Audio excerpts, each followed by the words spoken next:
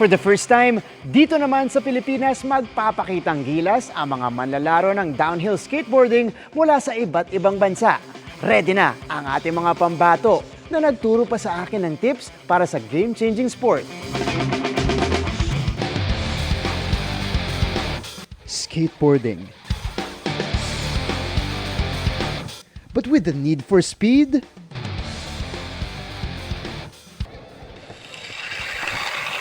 Sa downhill skateboarding, bukod sa board na ginagamit nila dito, meron din silang sinusuot na gloves with slide pucks. They use it for turning, for braking, kasi umaabot ng 20 to 80 kilometers per hour. And this year, first time gaganapin ang Downhill Skateboarding and Street Luge World Championships dito sa Pilipinas. Ang kanilang magiging track, ang pasikot-sikot ng Sampaloc Tagaytay Talisay Road. Ang pambato natin sa Women's Division, ang third fastest in time trial at 5th sa world ranking ng World Skate Games sa Argentina noong 2022. 22-year-old Rydel Abarico, Tubong, Surigao del Norte. Rydel grew up skateboarding sa kanyang hometown sa Alegria. 17 years old daw siya nang madiskubre ang extreme sport. Skating lang yun, cruise around the town. Years later, pinasukan ko siya and I fell in love with it. Call it talent dahil in just 8 months, siya na agad ang nagrepresenta sa bansa sa SEA Games noong 2019 at nag-uwi pa ng bronze medal. Ang kanyang latest win nito lang Nobyembre nang iuwi ang gold sa Thailand Tropical Downhill Race. Kaya sabi nila, the board is calling you talaga. Lalaban naman sa men's division ang 23-year-old na si David Chanco. 12 years old naman siya nang magsimula sa skateboarding. And with his dedication and love for the sport, napabilang siya sa Philippine team. 4th place pa nga sa nakaraang Thailand Tropical Downhill Race. Aminado sina David na delikado ang napili nilang sport. When you're in that space, you just feel like a superhuman. Like everything is in your control, but you're also just praying to God. Like nothing can go wrong. Yung mindset mo na pag matumba ka, babangon ka ulit. Kaya nga ako dami ko ng scars eh. Parang ito yung bayad ko sa sport. Tuturuan nila tayo ng basics, ang tuck position. Yan yung ginagawa namin to be more faster. At konting patikim ng pa-downhill. Overall, solid experience. Tsaka nung nagra-ride tayo, naramdaman natin yung flow. And that's it mga kapuso. Best of luck kay Rydel at David na lalaban sa darating na Downhill Skateboarding Championships. Para sa GMA Integrated News, ako si Martin Javier. Ako si Rydel Abarico. And I'm David Chanco. Changing the game! Siniguro ng ilang senador na suportado nila si Senate President Juan Miguel Zubiri sa gitna ng alingas-ngas ng pagbabago umano ng liderato ng Senado. Batid na rin umano ni Zubiri ang issue. Nakatutok si Mav Gonzalez. Noong isang linggo pa raw naririnig ni Senate President Juan Miguel Zubiri ang alingas-ngas para raw palitan siya bilang leader ng Senado. Naman, there's a concerted effort to discredit the Senate. May kinausap palagi, ito naman silang kausap. Wala naman silang nalalaman. We'll know today. We'll know today if I give you a farewell dinner or not. Pero sabi ni Zubiri, ipinauubayan na niya ang lahat sa kanyang mga kasamahan. I serve at the pleasure of my colleagues. I am extremely honored to serve at the pleasure of my colleagues. Ano lang naman yan. I leave it to the wisdom of my majority. Hindi sinabi ni Zubiri kung saan niya narinig ang alingas-ngas, pero si Senador J.V. Ejercito may hinala. Meron tayong hindi pinagkakasya sa House. Ano yan, divide and conquer siguro para dahil nagbabagaan yung dalawang house dalawang houses. So, hindi malayo na talagang magkakaroon na naman. Tinanggi ng ilang majority senator na may alam silang planong palitan ang Senate President. Yung timing medyo off, talagang off. Talagang we're all solidly behind our inspirational leader, Senator Mig Zubiri, and we feel na walang mas deserving at this point. Wala akong alam sa resolution. I do not know where that came from, okay? I don't know. I haven't talked to a single senator about it. Wala namang balita, hindi na papag-usapan. Pero kayo, Okay naman siya. Ang pangit nga ng trabaho niya, wala nga may gusto. Sa totoo lang. Sabi ni Senate President Pro Tempore Loren Legarda, huwag muna pag-usapan ang politika. Don't like to talk about politics or any change at this point in time. I just want to work with our colleagues in the House of Representatives, our colleagues in the Senate. Para sa GMA Integrated News, Mav Gonzalez, nakatutok, 24 oras. Hindi po pinayagan ng International Olympic Committee na maglaro si pambansang kamao Manny Pacquiao sa 2024 Paris Olympics. Ayon po sa Philippine Olympic Committee, lagpas na kasi sa age limit na 40 years old si Pacquiao dahil 45 years old na siya. Nirerespeto naman daw yan ng boxing champ. At kahit nalulungkot at nadidismaya, tanggap daw niya ang panuntunan ng IOC sa edad.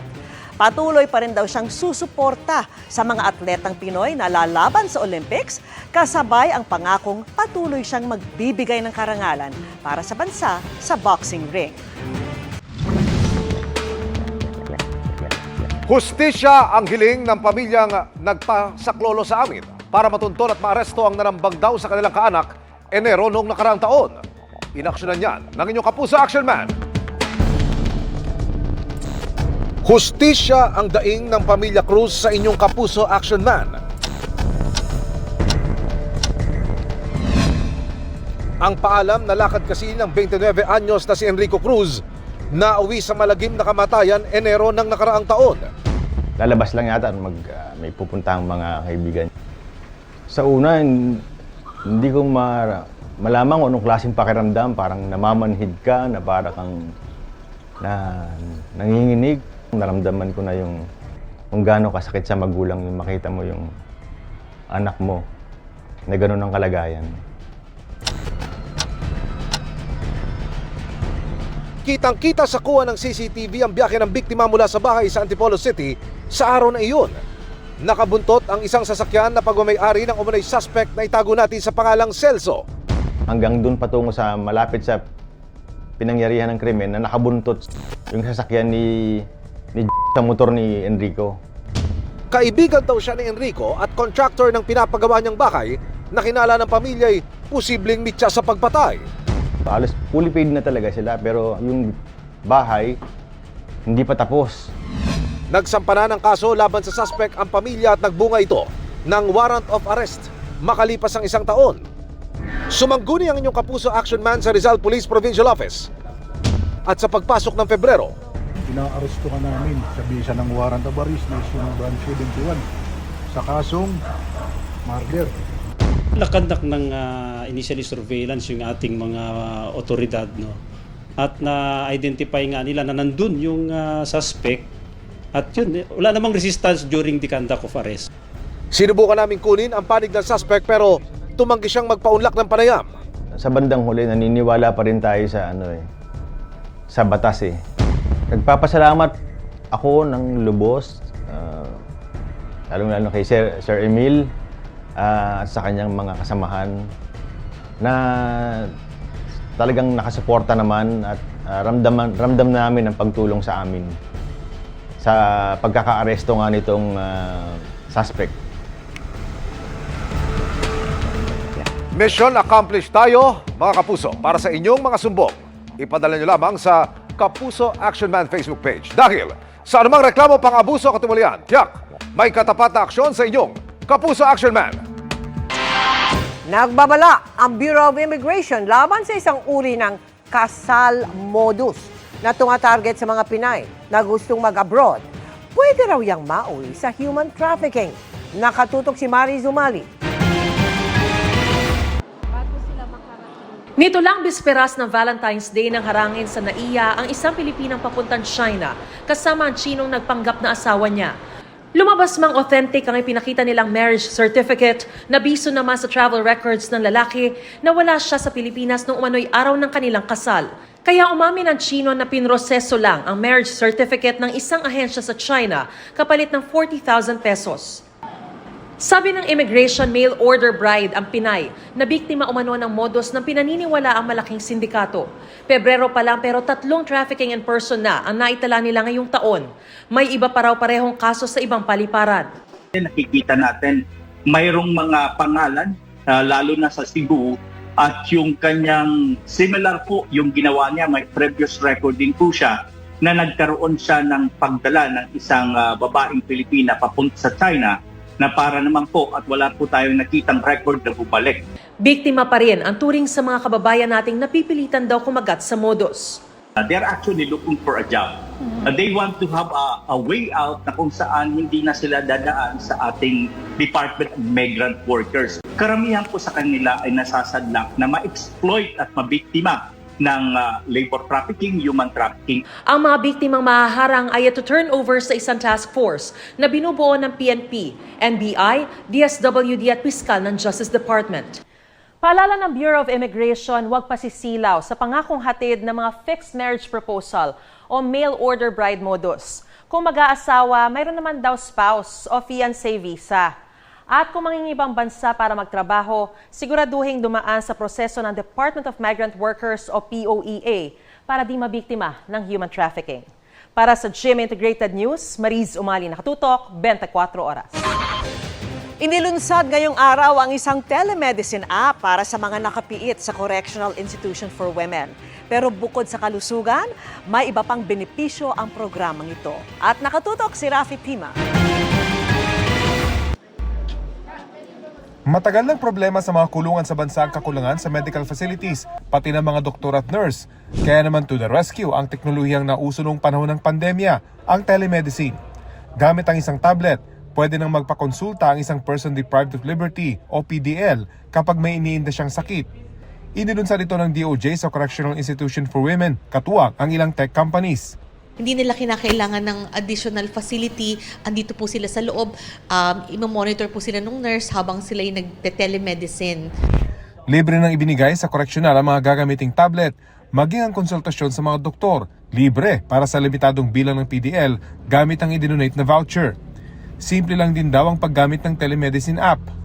Gamit ang app, may access na ang mga PDL sa iba't ibang magagaling na espesyalista. Sa heart, sa breast, sa cervical, yun po yung mga illnesses na nandito po, sir. At may mga pagkakataon ba na hindi na-detect kasi nga isa lang yung doktor at would lead to more serious problems? Marami pong pagkakataon na ganun po, sir. Pero meron naman tayong outside referrals, pero hindi po talaga sapat yun para sa 3,138 na PDL. Nagsimula lang kami sa CIW, but gagawin namin to sa lahat ng mga penal facilities natin, sa lahat ng Bicor-wide. Bukod sa telemedicine program, palalakasin din daw ng DOJ ang livelihood program ng mga PDL sa correctional.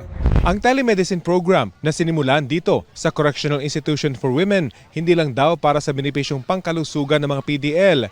Iwas takas din ito para sa mga gumagamit ng rasong medikal para lang makalabas ng kulungan. Para sa GMA Integrated News, Rafi Tima nakatutok, 24 oras. Pinag-aaralan na raw ni dating Miss Universe President Paula Shugart ang ilang legal na hakbang laban sa kasulukuyang Miss Universe earner na si Anne Jacra-Jutatip.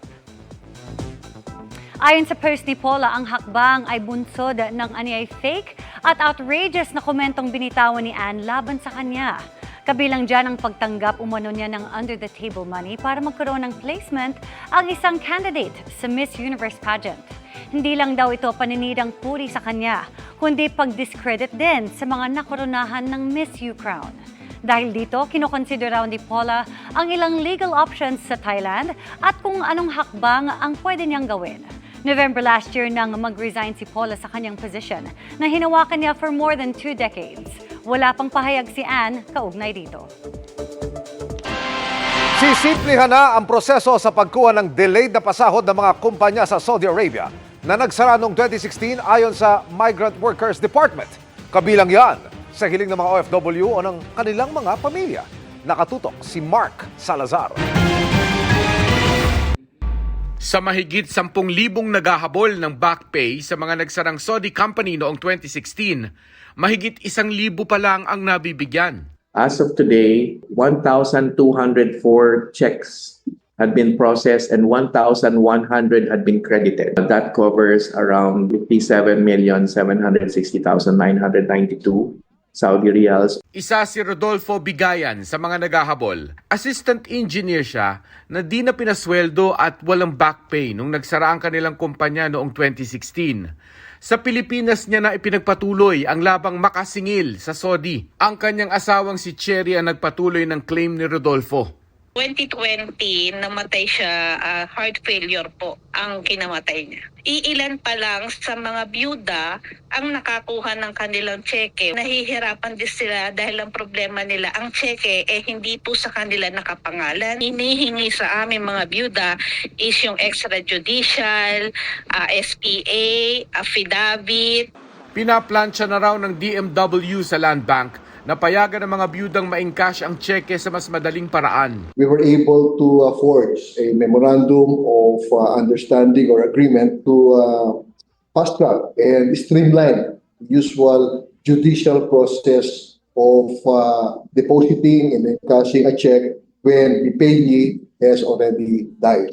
Hindi na rin daw magiging istrikto ang bangko sa mga minor discrepancy ng pangalan sa mga ID at sa cheque. Sa usapin naman ng Seasonal Worker Program ng Pilipinas at Korea, naalarma ang DMW sa ulat ng 5 kaso ng physical abuse, 5 medical emergency cases at 4 na namatay sa ating mga manggagawa doon.